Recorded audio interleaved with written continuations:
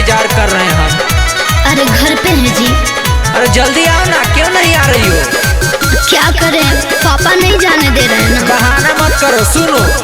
जानू रेडी हो जाइए, जल्दी मेला घूमने चलना है। क्या? अभी बनल बा प्लान, अपन मूड ना बदलना है। अरे यार, पूरा यारा शहरिया घुमाएंगे।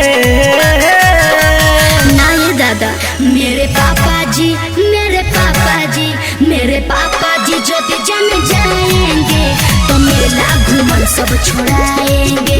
मेरे पापा जी जो भी जन जाएंगे तो मेला घूमल सब छोड़ाएंगे। अरे यार ऐसे मत बोलो।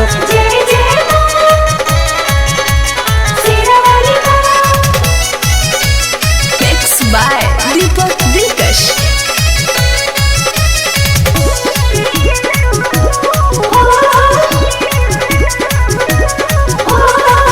बनो ना तुम भी एक भाई। क्या बोले? फिर ना मिलेगा कभी चांस। देखा जाएगा। बनो ना तुम भी एक भाई। रिक्स है।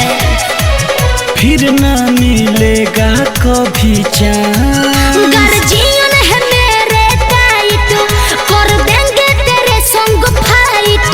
चलो पिज्जा बर्गर खिलाएंगे। अरे नहीं यार, मेरे पापा जी जो भी जन जाएंगे तो मेला घूमल सब छोड़ाएंगे। मेरे डैडी जी जो भी जन जाएंगे तो मेला घूमल सब छोड़ाएंगे। अरे यार तो चुपे से आ जाओ ना।